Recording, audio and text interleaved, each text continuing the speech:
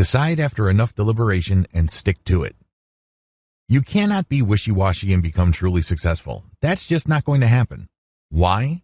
Well, opportunities flash into existence all the time, but they disappear just as quickly. You can't waste a tremendous amount of time analyzing what could be, what could possibly happen, and other contingencies. You have to study your options, figure out what's at stake, but you have to decide. You have to make a decision. The toxic effect of analysis paralysis. Have you ever found yourself in a situation where you're looking for more data to decide on a problem or an opportunity? You think that if you get enough information, your decision will be the right one. What you're doing is you're just giving yourself an excuse to hold off on making a call. There will never be a point where knowing everything will make all the risks disappear. Forget it. That's just not going to happen. You have to decide. Now. Similarly, you will not stumble upon that magic bullet piece of data that will clarify everything for you. There's no data that will make sure your next move will be a slam dunk. It would be great if such information existed, but there isn't. The key here is to not freak yourself out when deciding. Set a deadline, but make sure that it's not too close so that you end up intimidating yourself. On the other extreme, make sure that it's not too distant, because if you hold off on deciding by setting up a date too far in the future, you're probably going to be as unprepared when that day comes as you are now. You end up attending to all sorts of things. Pick the right date. Decision means action. When you decide, you're not just going through some sort of mental exercise.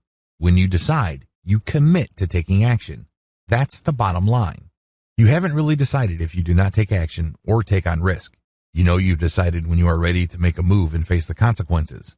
It also means that you're prepared to say no to things that throw you off or distract you from your new goal. In other words, making a decision means making a commitment. This is not an easy thing. When you commit, you prepare for setbacks. You know that things can and do fall apart, so you're going to go into this situation prepared for all sorts of contingencies. At the very least, you're going to come in prepared to improvise, innovate, or negotiate. Regardless of what you do, please understand that deciding or making a decision doesn't mean expecting things to be smooth sailing. That's not commitment. Making a decision also means knowing when to stop. While deciding means you're going to be taking action and you're committing to the long haul, it also means that you are committing to know when to stop. There has to be a limit to your actions if things are not panning out. This prevents you from sticking to an impossible situation that robs you of opportunity costs. Opportunity costs are real. You can't continue to do something that has an eventual payoff of $2 when you could have stopped and chose to do something else that pays $100. Understand that when you decide, this includes committing to knowing when to stop. Key points to remember. When you commit, please understand that your commitment speaks volumes about your character. What kind of person do you want to be? What kind of person do you imagine yourself to be? Understand that this image that you would like for yourself is in danger if you do not know how to commit. If you keep changing your mind or if you quit too easily, you're never going to establish this character that you would like for yourself. It's personal. People might think you're great. They might compliment you. But deep down inside, you know that you suck because you can't commit. You know there's something wrong with you because you can't go all the way.